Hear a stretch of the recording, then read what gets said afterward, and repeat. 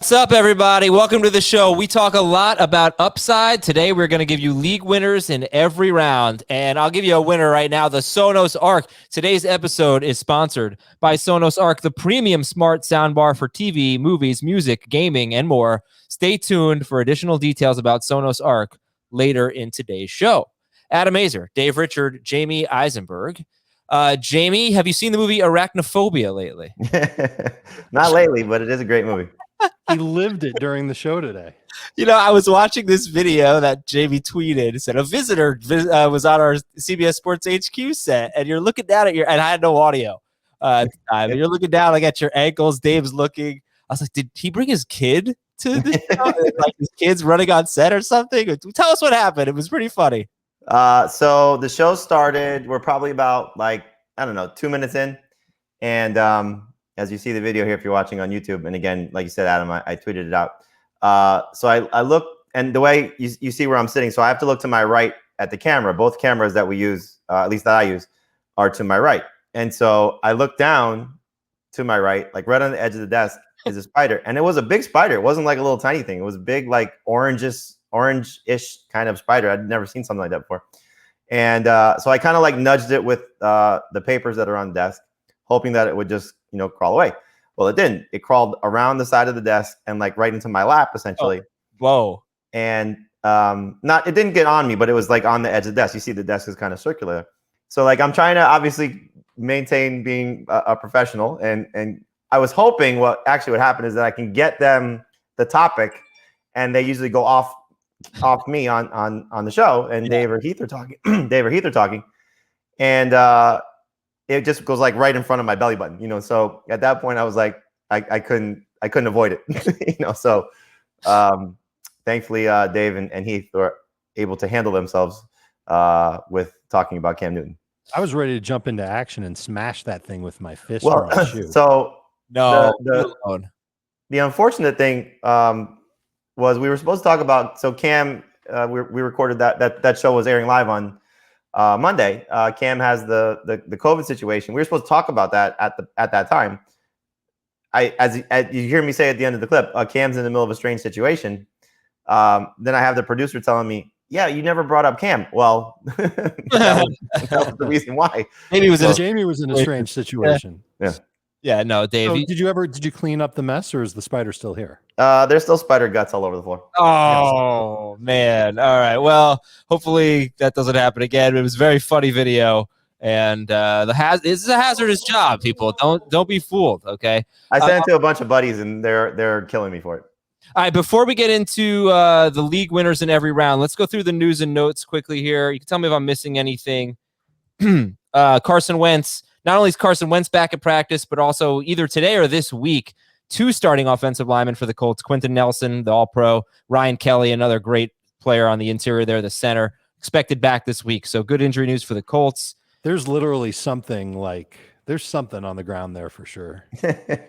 It's a war zone underneath Jamie's desk. For that still. Green Bay pass rusher Zadarius Smith may miss week 1 with a back injury. See, I live now in a very buggy area, so we like the spiders because they get the bugs. So I'm pro spider now, like little ones. I don't know about the one that tormented Jamie. I mean, it wasn't like a giant tarantula, but it wasn't the run-of-the-mill typical little baby spider. For the record, I don't think Heath or I saw this. I know I didn't see the spider. So what I'm hoping is actually, so we had a photographer in the studio doing some promo shoots for our Amazon channel, I guess. I don't know exactly what it is. And he was recording it, laughing his behind off as I'm squirming around because he could see me the entire time, and he saw the spider. So I hope he has it on camera. Okay, I hope so too, for your sake. This is what ESPN's Jordan Renan, the Giants beat writer, wrote about Devontae Booker. Only relevant if you're looking to handcuff Saquon Barkley. Booker, he's going to be the top option on all 3 downs if Barkley gets injured at any point or isn't ready for the start of the season, or even when he's limited early in this season. So if you're going 0 RB, nobody's really drafting Devontae Booker. Few people, I would say. He might be a week 1 starter against the Broncos. We hope not, but maybe he is more of a true handcuff than at least I thought. What I read yesterday was that if Barkley is not there, Booker will be the first and second down guy. Corey Clement will be the passing down guy, and it will be a shared situation. Really? Yeah. Corey Clement is the passing. That's interesting, but okay, different views there.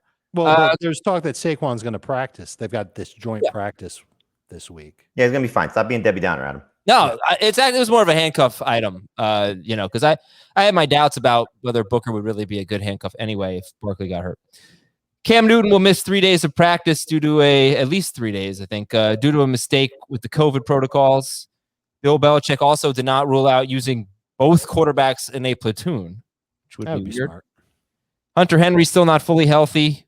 He's kind of practicing. Jonnu Smith returned to practice today. How about this report from The Athletic that Jamar Chase could lose snaps to Auden Tate in the regular season? Unbelievable. Jamie, this one's all you, man. Well, I mean, Jamar Chase is somebody that you got to be a little bit concerned about where he was going. And, when you're looking at him by comparison to T. Higgins and even Tyler Boyd in PPR, you can make a case that one is better than the next, depending on who you ask and what the argument is. I was already, getting close to moving T. Higgins over Chase.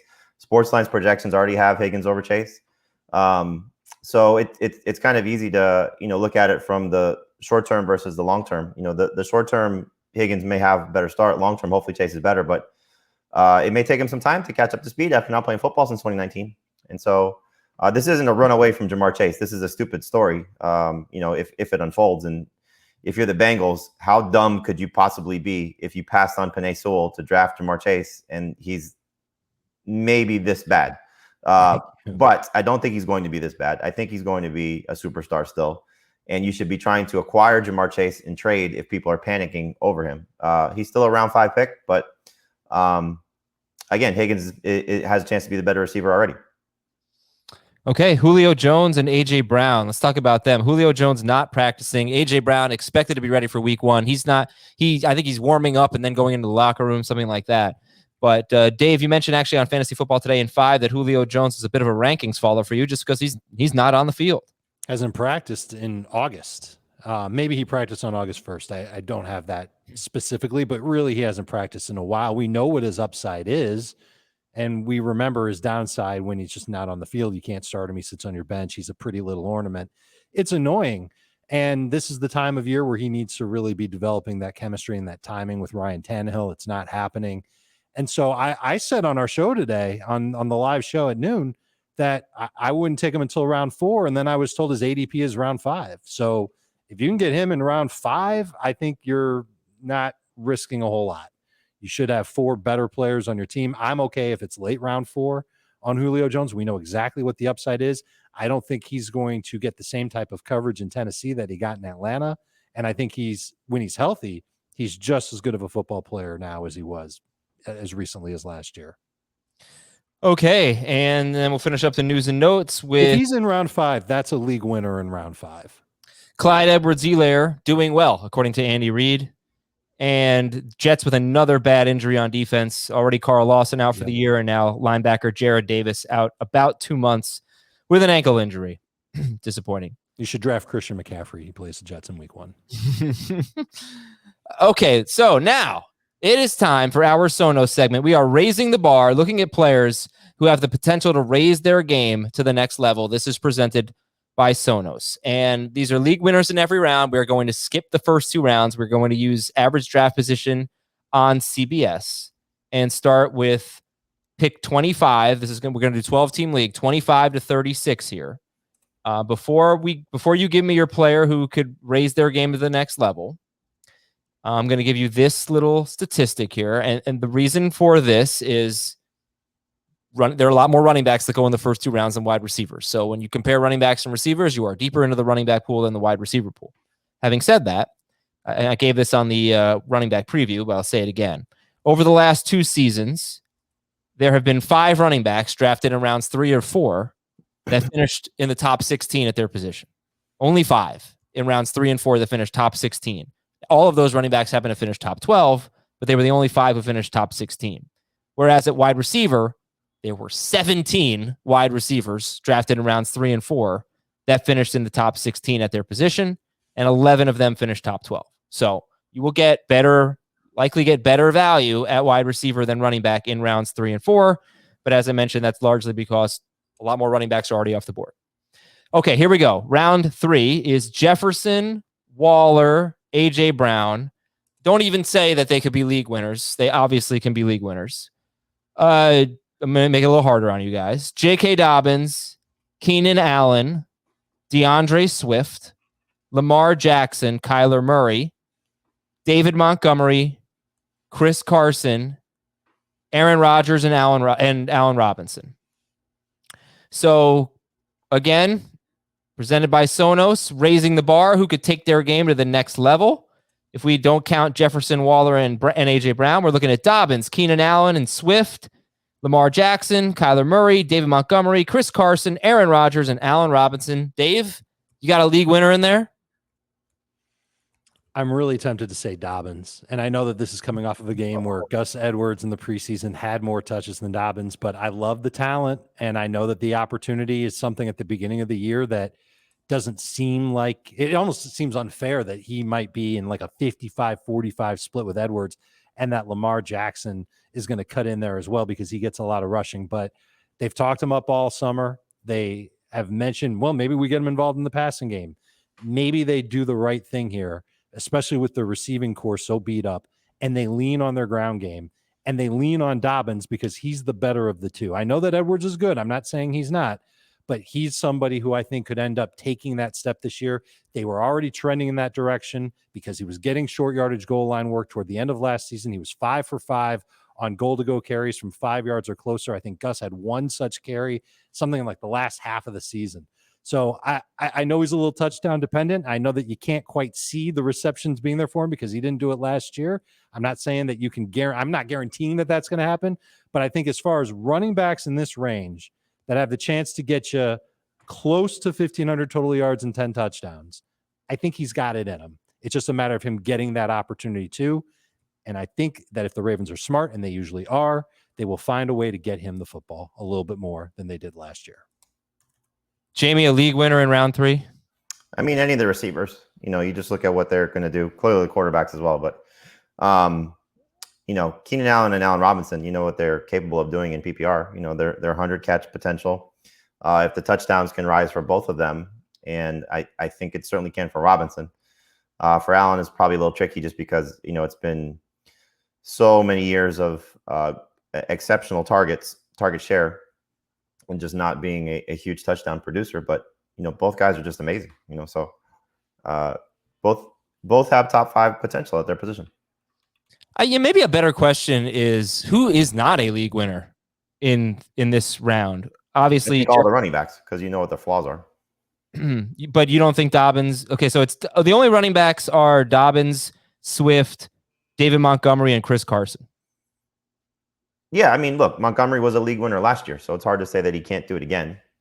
Dave gave you the reason for Dobbins doing it, and it probably is more so a Gus Edwards injury that's going to help him get to that level, if that's going to be the case. Swift, you saw the upside for him as well in his rookie season, with the famous 6-game stretch. And if there's no Jamal Williams for any extended period of time and he takes that step forward, then he could certainly be in that category also. Carson's probably the tougher one to get there because, if they're going to go away from the run, as much as he may be a little bit more of a factor in the passing game, I just don't see him being a league-winning type of running back. He's, as we've said time and time again, he's the type of player that you settle for in this range. He's still very good, but he's not somebody I think that you're looking at and saying, this is my lead running back to carry my fantasy team, unless you go 0 RB to whatever extent, you're going. Do you think that David Montgomery has huge upside? And look, the guy, he finished as a top 5 running back last year. It was really on the strength of his last 6 games. But like, do you think he has the potential to be really awesome from start to finish? I'm really excited about what I saw from Justin Fields. And I think if Fields plays the majority of the games for Chicago this year, it'll benefit both Bears in this range. Montgomery should see heightened efficiency with Fields there because Fields threatens to run the ball. And Robinson will see better targets from Fields, who was making play. He was throwing well on the run in the pocket, just very savvy. He doesn't seem like a rookie at all. Like, you watch Trey Lance play and you kind of get the feeling, all right, this is Trey Lance's rookie year. He's making rookie mistakes. He's a little off target. I think Fields, there were a couple throws that Fields made in the second preseason game that were bad, but he looks like a guy that's been in the league for 3 years already. So I think he would absolutely help both. I look at the other running backs in Chicago. Damian Williams took a step backward last week. He fumbled. We don't know when Tariq Cohen's coming back. There's no timetable for him to come back.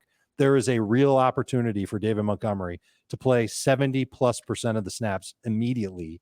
I wish the offensive line was a little bit better, and I wish they were starting Justin Fields in week 1. But I think that he absolutely has a chance to rise up there. And as I've said before, I'm comfortable taking him in late round 2 at this point. If I really want a running back and there's a running back run in round 2 and the best available guy is him, I'm taking him in late round 2. I'd prefer round 3, of course. I prefer round 8, but I'm not going to find him in round 8. So I think his ADP at 37 is perfect because, as Dave said, we don't know when Tariq Cohen's coming back. Unless Tariq Cohen's out for the season, he's going to have some semblance of a role.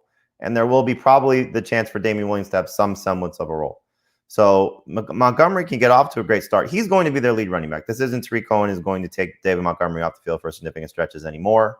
He's clearly going to get the opportunity, I think, for 300 total touches. I don't know if it'll be 300 total carries, but 300 total touches. He's fantastic. But I think, again, if you're drafting him in round 2, you're drafting him with the hope that Tariq Cohen is going away forever, because that's what we saw last year, to return value on that. Tariq Cohen is not going away forever as of now, so you just have to keep that in mind. So this is David Montgomery we're talking about here. Also, I mentioned a couple weeks ago that he's not a fast guy, but he's a good tackle breaker, but doesn't have like high-end speed. Well, apparently he's gotten faster. It's something that he's worked on, and I guess that could happen. I don't know if he's going to be a blazer, but that's important. If he lost weight, it could happen. Yeah, and so hopefully he can have a little bit more breakaway potential. Convince me that we shouldn't be taking Montgomery ahead of every year 2 running back except for Jonathan Taylor. I mean, at this point, are you still taking Clyde Edwards-Helaire, Swift? Are you taking Dobbins? And I know you're going to take Gibson ahead of him, but I guess why? Why should I understand Taylor, but why should Montgomery not go ahead of every other year 2 running back? I would just expect that Gibson has just as much touchdown potential. Should be more involved in the passing game again with Tariq Cohen at some point coming back. And I just think he's got a little bit more upside personally. Montgomery really benefited from the schedule last year. His offensive line got, slightly downgraded. Gibson's offensive line got better. Edwards-Helaire is the obvious talking point in comparing these two. And I think Dave and I probably differ on this, is that I would buy into the Chiefs offense. I would buy into the Chiefs offensive line. I would buy into Andy Reid. All 3 of those factors are big for me in looking at what Edwards-Helaire should be able to do. And also competition. As much as I like Darrell Williams, I don't think he's a great game breaker. I think Edwards-Helaire is a game breaker. I don't think McKinnon is a guy that's going to take him off the field on rushing downs. He may take him off the field on passing downs. But then that's where Tariq Cohen comes in eventually for David Montgomery as well. So as long as you tell me Edwards-Helaire's ankle's fine, I'll take him over Montgomery. I think Gibson and Montgomery have similar touchdown potential. I think Gibson has a little bit more total yardage potential. I think he's got a little bit more reception potential. And I think his offensive line is better. I think the defense in Washington is better than the defense in Chicago by a lot. And I think the schedule for Washington will end up favoring Gibson as well. So I think there will end up being more opportunity for Gibson to shine than there will be for Montgomery. Okay. But that's the only one. Those are the only 2 second-year running backs I have ranked ahead of Montgomery. Okay. McKissick is going to take Gibson off the field a little bit too, but as we saw in this preseason game, week 2, you don't need, running backs can certainly catch passes on first and second down. Week 1 too. And they will use Gibson in the passing game. It's He's smart. Good in space. But again, Gibson, the ESPN reporter, they write a little blurb after each game saying, he had a couple of short yardage situations. So he couldn't pick it up. And again, it just seems like he's kind of learning how to use his body as a running back. All right, here we go into round 4. And again, this is just CBS ADP. Obviously in our leagues, Lamar Jackson, Kyler Murray, we're not taking them in round 3, but people are. So into round 4, Terry McLaurin, 37th overall. Josh Jacobs, Justin Herbert, CeeDee Lamb, Robert Woods, Miles Sanders, Cooper Kupp, Travis Etienne, Amari Cooper, Mike Evans, Russell Wilson, and Darrell Henderson. So 12 names there are McLaurin, Jacobs, Herbert, Lamb, Woods, Miles Sanders, Kupp, Etienne, Amari Cooper, Mike Evans, Russell Wilson, and Darrell Henderson. Jamie, league winners? McLaurin for sure. Lamb, I believe so. Woods, I think so. And that's probably it, aside from the quarterbacks. Okay, so that would be Lamb. So not the running backs, not Jacobs, Sanders, ETN, and no, and not barring I some feel like dramatic changes in what we're seeing right now. I feel like those running backs are getting drafted because they were popular last year, and ETN was popular because he was a first-round pick. The only one that could is Henderson because of the offense he plays in the role that he has now. But he's going to have to be much better than he was a year ago.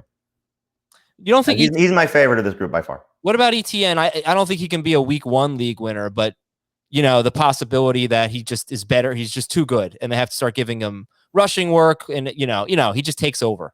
Yeah, that's what Pete Prisco said when he was in Jacksonville. That he was hearing ETN going to be more of a passing downs guy to start the season, and then eventually take over. Early in the season, it could certainly happen. I mean, they're not committed to James Robinson. There's no money tied to James Robinson. He was good last year for a different regime. So if you're a James Robinson guy, that should be your fear, is that Travis Etienne was a first-round pick for a reason and is the more talented player, and that will shine through. But I don't think they're going to get rid of Robinson completely. I think they're going to use him on rushing downs, and then eventually Etienne will eat into that as the season goes along. So it's a risk reward with Etienne. If he lives up to what he showed you at Clemson, you're going to be thrilled to take him in this spot. You guys think Etienne is more of like a round 5 player? In PPR, I think you could take him in late round 4. Nah, never mind. Round 5 is right. I would prefer him in round 5 in PPR. Actually, round 6, a little closer to round 6 in non-PPR, but he's never going to get there. But he should go. Should he go ahead of Kareem Hunt, Javonte Williams, Michael Carter? Yep, all 3. He should absolutely go ahead of the other rookies in PPR. You can make a stronger argument for Williams in non-PPR, but I think, again, you're buying into what the Jaguars, investment that they made and who he's competing with. As much as I love James Robinson and what he did last year, he was undrafted for a reason, and he took advantage of a pretty significant opportunity. Dave, any more league winners in this round, or shall we move on? Move on. Robert Woods is my favorite among the receivers. McLaurin is actually somebody I'm getting a little nervous about because I think that Fitzpatrick is starting to like throwing to Logan Thomas a little bit more too. I'm not saying that McLaurin's a bad player or anything like that. He's got amazing footwork. But I think Fitzpatrick might end up spreading it a little bit more around than we're accustomed to seeing from him. He's got some pretty good weapons, and we haven't seen him yet with Curtis Samuel on the field. So embarrassment of riches in that passing game for Washington that they might not even necessarily need to lean on because their run game can be good. Their defense will be good, positive game script, et cetera, et cetera. All right, Woods versus Lamb. Dave, you said it's Woods. Jamie, how about you? It's getting close. It really is getting close. I think Woods is in a little bit of a better spot because of his rushing, but they're back-to-back for me, 12 and 13 in my ranking. Yeah. Oh, man, you guys have really convinced me on Robert Woods. That plus the Cam Akers injury. What's that? I coughed. Oh. And I said, Yeah, you really convinced me. And look, it's so hard to take anything away from the Cowboys preseason games because Dak hasn't played. But, I mean, Michael Gallup is out there, and nobody's distinguished themselves. They haven't played much, but I think I might go Woods over Lamb now. It just feels a little safer. Less upside, but safer. I don't know about less upside. I think Woods is locked into having a very, very good year. Yeah, Woods is good. There is less upside, though, because if Lamb hits, he's going to be a monster. Yeah, and he's going to need. We're talking about the best defense, maybe the best defense in football versus maybe one of the 5 worst. I don't think. Yeah, and you saw how much they'll throw the ball last year. They have no shame in doing that. Even 2 years ago, Dak threw almost 40 times per game. So, if he throws 40 times per game, I don't know if Lamb can get a 25% target. Watch what happens in LA. Watch what happens in LA the first time Darrell Henderson makes a big mistake. Then you'll see a team throw it 40 times a game. I don't. Okay. All right. Let's go to round 3. Round 5. It is interesting though that Lamb has passed Woods in ADP. Is that? Yeah, they are back to back. Yeah. Okay. Round 5 after Darrell Henderson, Julio Jones, Mike Davis, Dak Prescott, Adam Thielen, Tyler Lockett, Kyle Pitts, Mark Andrews, Tom Brady, Myles Gaskin, Chris Godwin, DJ Moore, and Kareem Hunt. This is round 5 in CBS ADP. Julio, Mike Davis, Dak Prescott, Thielen, Lockett, Pitts, Andrews, Brady, Gaskin, Godwin, DJ Moore, Kareem Hunt. You know what? Hearing those names makes me want to trade out of round 4, get 2 picks in round 5 and another pick later on. I love a lot of names on this list. I already talked about Julio Jones, and that if he's right, you're getting a round 3 type of player in round 5. I think that's outstanding. I think Lockett's got good upside again. He had 100 catches last year. Should be in line to have that type of workload again this year with the way that Seattle figures to throw the ball quickly. I loved watching Kyle Pitts in practice against the Dolphins. He was getting open against man coverage easily. They were bracketing him at one point, which is a sign of massive respect. He was getting a ton of end zone targets from Matt Ryan. I think he's absolutely worth a pick in this round 5 range. Andrews, I like better than Pitts because we've got a track record of him. I think he's great. Jamie will tell you all about Myles Gaskin. I'll agree with him on Gaskin. And DJ Moore right now, I bet he sinks a little bit just because we haven't heard a lot of good things about him. But in a PPR league, I think he can rebound and be worth a late 5/early 6th round pick very easily. Okay, so you like this round. I do too. And I think there's good things about Mike Davis that I didn't really even think about until I went to that Falcons. But we haven't seen the Falcons starters in a preseason game. So I feel like I got like a sneak preview of this offense.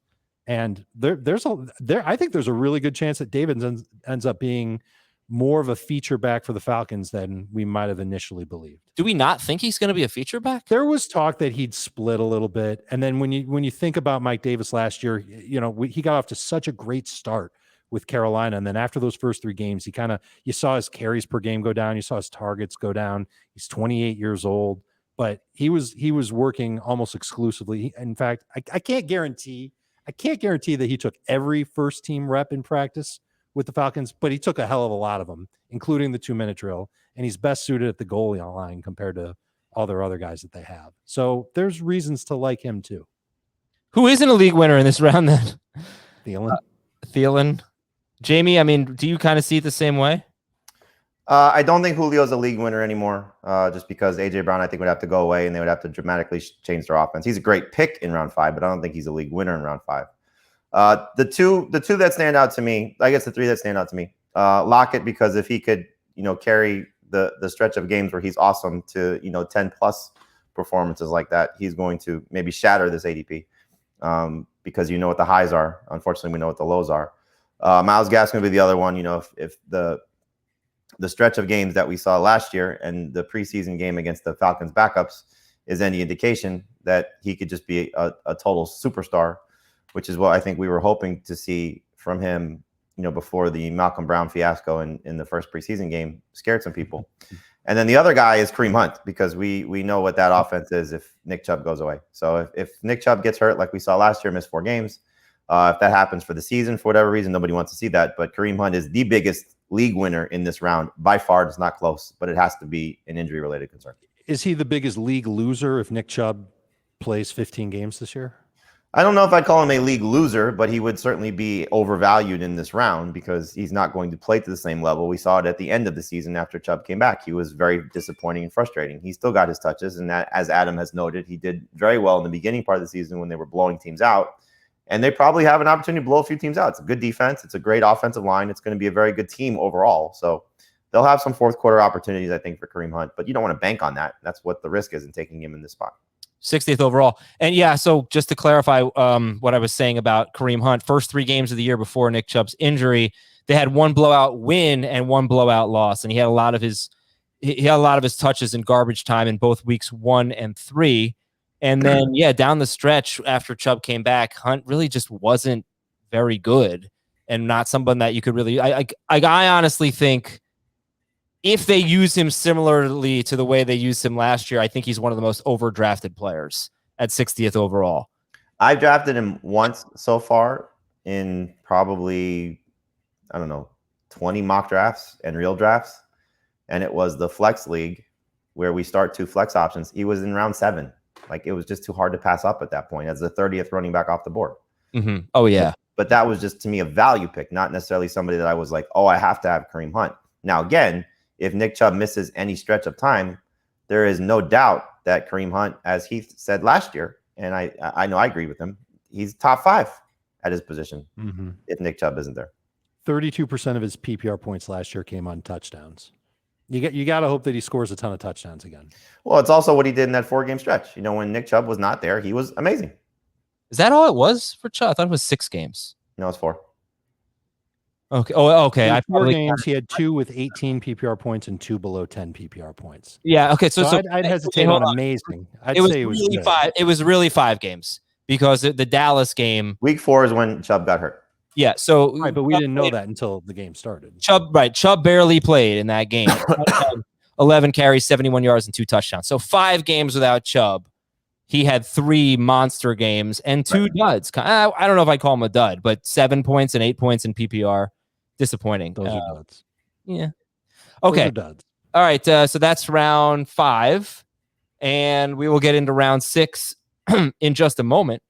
But all right. So if you happen to break into my house at any point, you will probably hear music blasting on my Sonos Arc, and you will see one of my kids hanging on my shoulders, bouncing up and down. We're having the best time, and and I tried it on my phone. We weren't in the family room where the Sonos is the other day, and it just wasn't as fun. They weren't really as into the music. You got to have an awesome sound system if you want to entertain your kids, and that's why I have the Sonos Arc, the premium smart soundbar for TV, movies, music, gaming, and more. This is just incredible. I've already told you about some of the features on the app. Okay, you've got the speech enhancement mode, which when there's kind of like a loud part and you can't hear the character, or the character's kind of a mumbler, it helps with that. Also, there's the night sound mode, which tones down the loud effects when others are at home and they're trying to work or they're trying to sleep. So if you got the kids upstairs and you don't want the speaker to wake them up, this really helps with that as well. But overall, look, you wouldn't know unless you heard it. I can tell you how good it is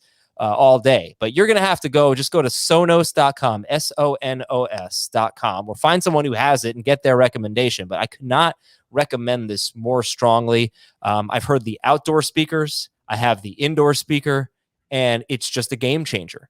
And like I said, I mean, I would love to tell you what it sounds like to watch football on it. I haven't really, I mean, a little bit of preseason, but I haven't really been able to sit down, turn the volume up, and immerse myself in a game and just enjoy the sounds and the crunches and all those things. But I can tell you baseball is a lot more fun. The atmosphere sounds better. The crack of the bat sounds crisper. So I absolutely love the Sonos. Again, I really could not recommend it more strongly. Please get yourself a Sonos Arc. Go to Sonos.com to learn more. Sonos.com, Sonos.com. Moving on in average draft position, and we go into round 6. Brandon Ayuk, excuse me, Chase Edmonds, TJ Hawkinson, Jamar Chase, Juju Smith-Schuster, Deontay Johnson. Man, like Juju ahead of Deontay, huh? I never see Godwin go 58th, and I never see Johnson go 66th. So this would be great if it holds up. I'll start over. Ayuk, Edmonds, Hawkinson, Chase, Juju, Deontay, Mostert, Tannehill, Javonte Williams, T. Higgins, Chase Claypool, and James Robinson. We have got 2 Bengals receivers, 3 Steelers receivers, Ayuk, Edmonds, Mostert, Tannehill, Javonte Williams, and James Robinson. Jamie, your thoughts? Any league winners here? I mean, if Ayuk does what he did at the end of last season when Kittle was banged up and Samuel was banged up, then absolutely. But those things probably have to happen for him to play at that level. If 2 of the Steelers go away, the third one would be awesome and a league winner. If 2 of the Bengals receivers go away, then 1 would be a potential league winner. But I mean, these are all, and I know you hate this, Adam, but these are all injury, situations where one guy I think can stand out above the rest. Hawkinson is a great pick here in this range because you're getting him after the other 2 tight ends. So if you don't necessarily have a favorite out of Andrews, Pitts, and Hawkinson, and you get Hawkinson around later, then that's fantastic. But, Williams needs Melvin Gordon to go bye-bye. Edmonds probably needs James Conner to go bye-bye. Robinson for sure needs Travis Etienne and maybe Carlos Hyde to go bye-bye. So he, to me, is the most overvalued player in this round. But the rest of them, I think, are fine picks. Deontay Johnson won me over in the preseason game against the Lions. That big catch he had down the field where Roethlisberger threw kind of a helium balloon his way, that was against Jeff Okudah, and he ran right past him. When I went back and watched the coach's film, Juju was getting open, but Deontay was getting really open, and I can't help myself. I That think was he's also gonna the end up Claypool being not really on the good. field. What's up? Claypool wasn't Claypool on the not field. on the field, right? They were still using a ton of 3 receiver sets. Not everything was with 2 tight ends, and when they did go to 2 tight ends, Ebron was usually one of them, and he was running downfield. But Ebron was kind of getting open too, which kind of like scared me a little bit. I thought I was seeing things. You're surprised that people are getting open on the Lions backups? Okuda's not a backup; he's a starter. the only front one. 7 was He the was like backup. the only one, Might have been. or one of the only ones. Look, it was encouraging to see. I think Johnson could be a But league that's the winner in this problem, though, is that they're all so good. It is. So It's a good yeah, point, but if they're going to throw, hold on. Let me the other thing I ask saw. generally. Let me ask generally. Okay. With these wide receivers, Ayuk, Chase, Juju, Deontay, and T. Higgins. Is that it? Claypool. And Claypool. Do you really not see a path to them being a league winner without an injury? Yeah, I can Ayuk see maybe. If Trey Lance is like just amazing. I can see it for Johnson. Johnson kind of was there last year. I could see it for Higgins, because especially with Jamar Chase, I could see it for both Higgins and Chase, to be honest. Can I just say one thing about Chase? Yeah. He had a terrible game. He played 9 snaps. He ran 7 routes. He had 3 drops and no catches. 2 years ago, when he was playing with Joe Burrow at LSU with a crowded receiving core, by the way, he had 5 drops on 121 targets. It's not the drops. It's everything that's going along with his offseason, He's though. getting open. He's going to be okay. Then why would the coaching staff indicate to a very polished reporter that covers the team that he may not be on the field to open the season? There's clearly something he's doing wrong. There's clearly something that he's doing wrong. That's going to be a problem. Yeah, but I don't think that lasts. And you said it yourself, Jamie, how can you take a first-round receiver and bench him for Auden Tate? It would be dumb, beyond stretch of dumb. So why would it be absolutely ludicrous and stupid for them to do that? But clearly there's something that is not clicking right now. It may be Burrow not being 100%. It may be him still working back his legs after the extended absence. It could be him adjusting to the NFL. All these things are factoring in. But I do think that it's just worth noting when you have 2 other very talented receivers on the field that the quarterback also has played with. Like, I think we're overblowing too much of the fact that Burrow spent a year with Jamar Chase in his amazing season. It was fantastic. The reason why he had an amazing season was because of Chase. He also spent a year plus with these guys too. And so, you know, that those things matter. So yeah, I don't think that there's a clear path to really any of these guys being league winners as long as everybody else is healthy. Like, I think Johnson could be a little bit better than what he was a year ago if Ben is better, because I think he is the best receiver, you know, based on opportunity and what his role is going to be. But I don't think he's going to be somebody that is a top 10 fantasy receiver if Juju and Claypool are healthy, because you saw what the targets were last year with those guys too. So I just got to say that when you think about what a league winner is, and let's just think about some of the guys who were league winners last year, don't necessarily, especially at this point in the draft, don't think about it from week 1 through week 17 or 18. Think about who could help. Justin Jefferson, David Montgomery, Jonathan Taylor. Right. It makes me like Chase even more. It makes me like all of these guys. I mean, I think this is a great round. Because you look, I know the receiver. This is why receiver really pisses me off this year. It's like we've taken too many great receivers and put them on too few teams, and NFL teams. It just bothers me. But you can't deny what T. Higgins did last year, what Brandon Ayuk did last year. The fact that they did what they did as rookies suggests that they have elite upside as NFL players. So it could happen, and you know, this is you want a piece of this, even if it's not going to happen right away.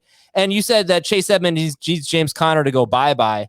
Well, yeah. James Conner is quite injury prone, and at this point in his career, like, we don't really know how much he has left. So I don't think it's unrealistic that Edmonds in the second half of the year is not like a 20 touch guy, but he's a 4 catch guy and a 12, 13 carry guy or something like that. So I see a ton of league winning upside in this round.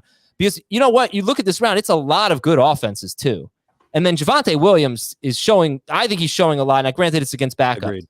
But he is doing what he's supposed to do, and that is running people over, breaking tackles. They traded up to get him. We know a lot of people thought that he was the best running back in this class. Javonte Williams is a guy who could have a 6-game stretch at the end of the year that wins you your league, and we're talking about him as maybe a second-round pick next year. So I don't know. I don't really know what my general point is, but I like this. I like this draft. I like this round a lot. I just think there's a ton of talent in this round. Do you like it better than the previous round? The running back, because it's later. well, I mean, I think there's a huge difference between the previous round. Let's again remind people of the previous round, because that you don't have as much competition for targets with those wide receivers, right? You have Lockett, and I'm just looking on our Julio was in there, Thielen was in there, Lockett, Godwin, DJ Moore. Yeah, right. So you still, it's starting to get into that range, but it wouldn't surprise me at all if 3 of the wide receivers in round 6 finished ahead of 3 of the wide receivers in round 5. You know, you tell me that T. Higgins was better than DJ Moore. Who's going to be surprised by that? So you know what I'm going to try and do? I'm going to try and trade my 4th and 7th round picks for a 5th and a 6th round pick, and then I can skip the question marks in round 4. And the guy with 2 fourths get 2 players that you want. Yeah, but 5 and 6 are still really. That's where I want to be. Right, I want to get those players, or I'll reach a little bit in round 4 if I can't trade the pick. Jamar Chase apparently had a big play in practice today, so that's good. Yeah, but I think okay. My general point, though, since I went on a little bit of a ramble, is that when you're drafting, it's tempting to think about your week 1 lineup, but just remember you're playing the long game here, and the fact that it's a 17-game season now, 18 weeks, 17 fantasy weeks, actually helps a little bit. You know, buy yourself a little bit of time to take a guy who's got a little bit of upside, but it might take a few weeks or even more to see it happen. You will find as we go through these lists that there are players who you can draft later that can be useful in week 1, and then you might be cutting them by week 4. Okay, so let's probably go a little faster so we can hit a lot of rounds. We are now into round 7? I'm getting confused. Round 7. Kenny Galladay, Leonard Fournette, DJ Chark. I will stop coughing before the start of the regular season. I feel like I will not have a month and a half long cold. I'm sorry.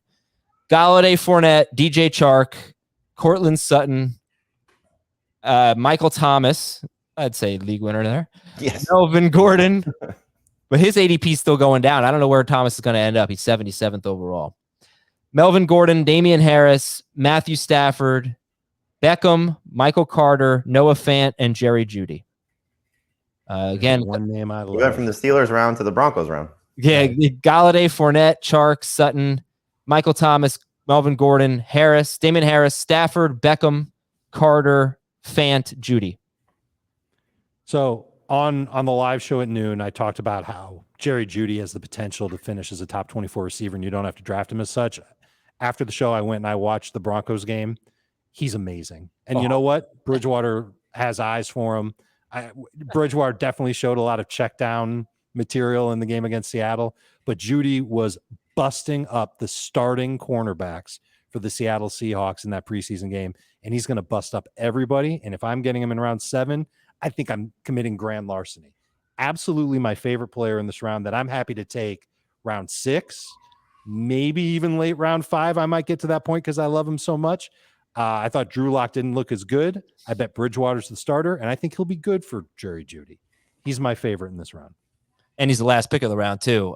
Now, just to note, though, Cortland Sutton hasn't played. I don't care. Yeah. You could see Judy's a better receiver. That catch and run, the explosiveness that guy has is it's fun to watch. He's had big plays each of the last 2 preseason games. He looks better than he did last year, and he was getting open a lot last year, but 58% of the throws his way were not catchable. And then some of them were catchable and he dropped them, and I just don't think that's who he is. Just like I don't think Jamar Chase is a guy that's going to drop every target that goes his way. Okay, Jamie, what was the league? Oh, the June Magazine League. I feel like I have Jerry Jeudy in that league. I'm going to check. You're probably going to win. Because if I do, I'm going to kick all your asses because I have Darrell Henderson. No, damn it. I don't have him. What a bummer. But I have Javonte Williams. Let's see. Jeudy. George Maselli. Stinking George. Okay, Jamie, what did you think about round 7? Did you find any other league winners? Thomas is the easiest one here, and he might be the best one of the last 2 rounds, if he's right, because that's the perfect scenario of what you brought up, Adam. What happens by the end of the season? Because if he's back, from week 6 on after their bye week, and he's Michael Thomas, then you're not finding a player like that this late. He's, first round talent, certainly with the right quarterback situation. And as we saw, he was a 2nd round pick before the injury. I like Damien Harris a lot. It's crowded backfield, better in non-PPR and probably half than full PPR, clearly, because he's not going to be involved in the passing game. But, you see what this Patriots offense is going to be. They're going to be a run-first team.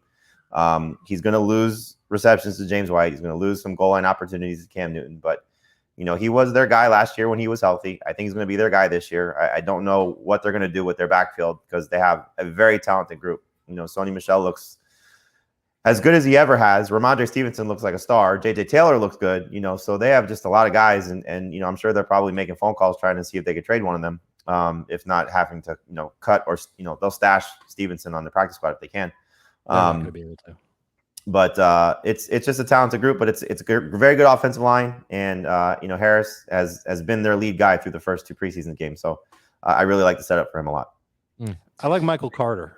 We're disenchanted because he didn't play with the starters in the second preseason game. He started the game in the first preseason game.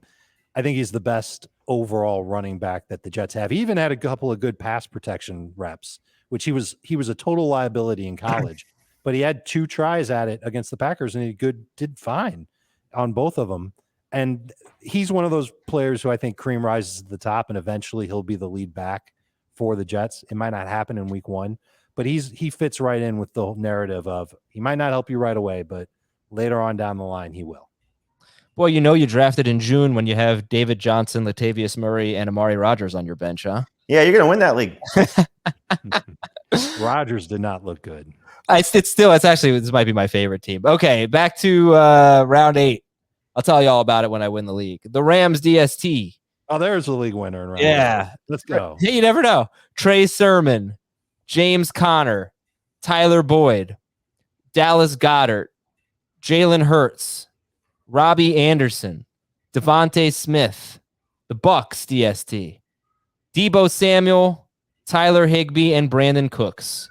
We've got 2 DSTs, the Rams and the Bucks. We've got Trey Sermon, James Conner, Tyler Boyd, Dallas Goedert, Jalen Hurts, Robbie Anderson, Devontae Smith, Deebo Samuel, and Tyler Higbee, and Brandon Cooks. I was going to poop all over this round, but there are some names in here that are interesting to me. Just the league winners, though, because like Boyd's really solid. I don't know if he's a league. Right. So, but you're also in round 8, Adam. Yeah. So it's hard to find a league winner in round 8. I think in PPR, Tyler Boyd can be a little bit better than just solid. And I think Robbie could be too.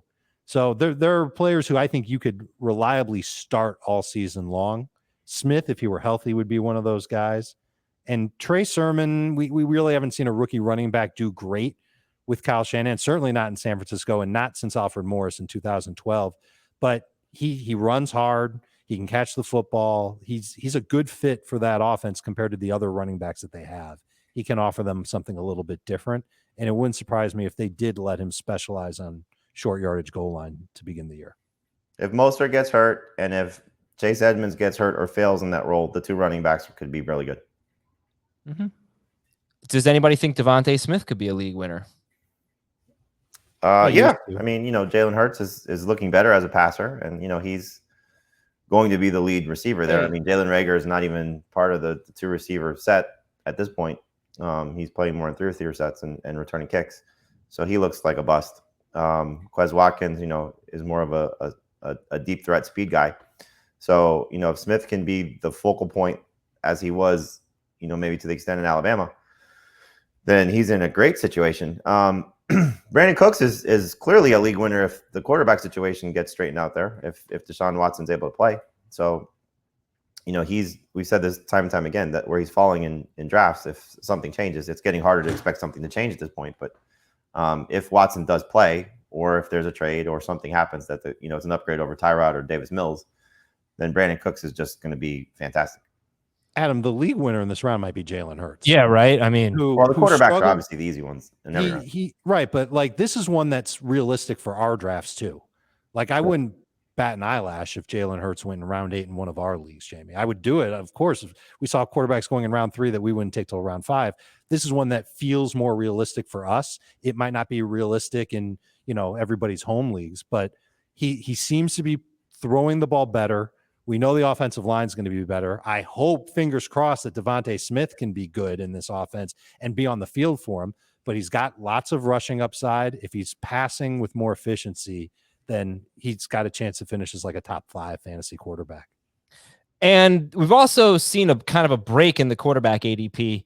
You got Mahomes 10th, Allen 17th, Lamar Jackson, Kyler Murray, Aaron Rodgers, Justin Herbert, all going between picks 30 and 40. You got Wilson and Prescott and Brady at 47, 51, and 56, respectively. Tannehill at 68. And then you go Stafford 80, Hurts 90. So at this point, the quarterback drafting has slowed down a little bit. And to see Hurts as, let's see, 1, 2, 3, 4, 5, 6, 7, 8, 9, 10, 11. I think he's QB 12. Burrow's 13. Lawrence is 14, or did I might have counted that wrong. Mahomes, Allen, Jackson, Murray, Rodgers, Herbert, Wilson, Dak, Brady, Tannehill, Stafford. Yeah, QB 12 is Hurts, 13 Burrow, 14 Lawrence. That's your ADP. Okay, let's go to our next round. I think we are at 97 overall. We are into round 9. And we have Joe Burrow, Antonio Brown, Robert Tonyan, Ronald Jones, Trevor Lawrence, Will Fuller, Jarvis Landry, Logan Thomas, Jared Cook, and Kenyon Drake. We might be kind of running low on league winners, people, but we'll see. Burrow, Antonio Brown, Tonyan, Ronald Jones, Trevor Lawrence, Fuller, Landry, Logan Thomas, Jared Cook, Kenyon Drake. That's round 9. So obviously, if we left play out 2 players. What's up, James? Oh, I'm sorry. I did. Steelers and Jalen Waddle. There's the league winner. Waddle? Yeah. He's one of them in this round for sure. Loved watching him practice against the Falcons. He was getting open on the regular. They're going to use him in the slot. There's been one play from each Dolphins preseason game where he's gotten wide ass open in the middle of the field, and Tua's just missed him. Didn't see him. One time it was a check down to Malcolm Brown. It made me cry. I think that can get fixed. And if it does, then you're going to see this guy make plays every single week. We know that Will Fuller isn't at 100%. Devontae Parker is good. He's not great. I agree with you, Jamie. I think that he's one of the league winners in this round. You could make if guys get hurt, then he'll be great argument for Antonio Brown. Mike Evans goes down with an injury. For example, he played through 4 injuries last year. AB could really step up. We saw it in week 17 last year. He had 15 targets, 11 catches, 3,000 yards, and 14 touchdowns just in that game. Logan Thomas has become my tight end 7. I'm locking him in. He's my 7th favorite tight end. So after the first 6 are off the board, Thomas is who I want next. Willing to take him in early round 8. This is, what are we talking? Round 9, round 10? Late round 9 here, and he's actually one of the biggest risers. He's up 21 spots. Yeah, I'm glad to see it happening. It's a smart move. He's going to see a lot of single coverage because McLaurin's on the other side. And I think Fitzpatrick likes throwing to him. I said that earlier when we were talking about McLaurin. I think he's easily going to be not quite as good as he was last year, but very, very good nonetheless. That's Logan Thomas. All right. Moving on, Jamie, or anything else? Nope. Okay. Round 10. David Johnson, Zach Moss, Marvin Jones, Harrison Butker, Irv Smith, T.Y. Hilton, Mike Gesicki, Laviska Shenault, football team, Ravens, Jamal Williams, and A.J. Dillon. And again, it's David Johnson, Zach Moss, Marvin Jones, Butker, Irv Smith, T.Y. Hilton, Mike Gesicki, Laviska Shenault, Washington football team, Ravens, Jamal Williams, and A.J. Dillon. Well, Dillon, you know what the answer is. I mean, it's Dillon. He looked so good. An Aaron Jones injury and A.J. Dillon's going to be a monster. I bet he takes over that Jamal Williams role. So that's 9-10 touches per game. Yeah, but I think it's different, though, because he's not going to be the pass catcher there. I think he could. I think he could. We saw him catch a couple passes in that preseason game against the Jets, and he looked natural. And there were 2 plays where it took 3 Jets defenders to bring him down, and another play where it only took 2 Jets defenders to take him down. I'm taking him in every draft I can. A.J. Dillon. A.J. Dillon. And you have the Jags guys here. They're certainly intriguing. You know, if Chark misses any time in the regular season, he's already hurt now. So I think it's kind of cool that Marvin Jones going ahead of Shenault for 2 reasons. I think people buying into Jones as a riser, but it allows you to get Shenault later if you like Shenault more than like I do. So yep. Both guys Jones have has the rhythm with Lawrence, by the way. They're then in Jamal rhythm. Williams, if something happens to DeAndre Swift, you know, he's already battling the groin injury. Yeah, Irv Smith's in this round and Gesicki's in this round. You know, I've made the point that the number 3 option on the Vikings has just not been something you want on fantasy. He's scoring 10 touchdowns this year. Yeah, the other thing is I can't sit here and say something that I have said, which is I think Adam Thielen, of all the players drafted in the top 60, other than maybe a couple of running backs who could lose their jobs, I think Adam Thielen might have the most bottom out potential. He's just done. I don't think you can say that and not acknowledge big upside for Irv Smith, because that would presumably that would help Smith quite a bit. They love him. Would you draft David Johnson, Jamie? Would I draft David Johnson? No, I don't think I've drafted David Johnson once. Yeah, in a 15-round draft, I think his best path to getting back on the fantasy radar is to get off of Houston's roster. Yeah, of course. They cut him and he signed somewhere else.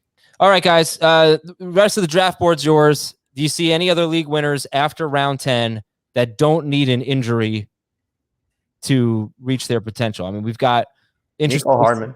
Yeah, Hardman, Marquise Brown. You got rookie wide receivers all over the place. You got Trey Lance, Myers, Justin Fields. Yep, Fields and Lance. I don't know about. I mean, can we call it Jacoby Myers a league winner? That would be. I think he could in PPR. If Mac Jones comes in and they open up the offense a little more, not with Cam at quarterback, I don't think they're going to throw the ball enough. Cam threw 20% of his throws over the course of the season to Jacoby Myers, and then the last but they're just not going to have enough volume passing that he's going to be a league winner. He's going to be very good, but in he's the not last going to be a league 11 winner. weeks, the target share was 32%. So even if he throws it 24 times, that's still 8 targets a game for Jacoby Myers. That's okay with me. Yes, for a guy that's never scored a touchdown in the NFL, he's going to have to do a lot to be a league winner. He's going to catch a lot. I think he's fantastic. He's great. Great number 3 receiver, but a league winner, no. Not unless something dramatically changes. Yeah. Corey Davis is I don't know how much longer he'll be back here. Maybe. Definitely a good value when you're talking about 144th. Henry Ruggs, you guys think he has that upside? Ruggs? He definitely has that upside. I feel like I need to see it first. Where's he going, Ruggs? Round 13, 14. Yeah, totally okay taking him there. Oh, man. Michael Pittman? Pittman's good. Mooney's good. Mooney's Gallup, I know you don't want to say injury, but, Amari Cooper's already coming back from an injury. Gallup, to me, even without an injury, I don't see why he couldn't have as much of an impact as Jacoby Myers. Just be a number 3 receiver, kind of. He may get more targets. Yeah. Who would you rather have, Myers or Gallup? Myers, but I mean, it wouldn't be shocking if the Cowboys throw like they did last year that he has more targets. Again, Myers was great last year. He was great in the preseason game. By all accounts, he's having a fantastic offseason, but the tight ends haven't been healthy. So, once Jonnu Smith and Hunter Henry get on the field, we'll see if the target share is still the same. Because what he did last year was nothing was around him. Hey, join our Facebook group. I should have told you earlier, but join our Facebook group because we are going to have a fantasy football Facebook league. And if you want to join the league, comment your, Schrager, I'm going to read this on the next podcast. Okay. When more people are, maybe people have tuned out by now, so we're at the end. But our Facebook group is fantasy football is facebook.com/groups/fantasy football today. Facebook.com/groups/fantasy football today. There is a link in the episode description. But we have a league, and I'll tell you more about it on tomorrow's show. We have Eric Cartman in our league, apparently. So that's always good. Thanks to Dave and Jamie. Good stuff today. League winners in every round. Hopefully this was helpful for you. We'll talk to you tomorrow with the most polarizing players in fantasy.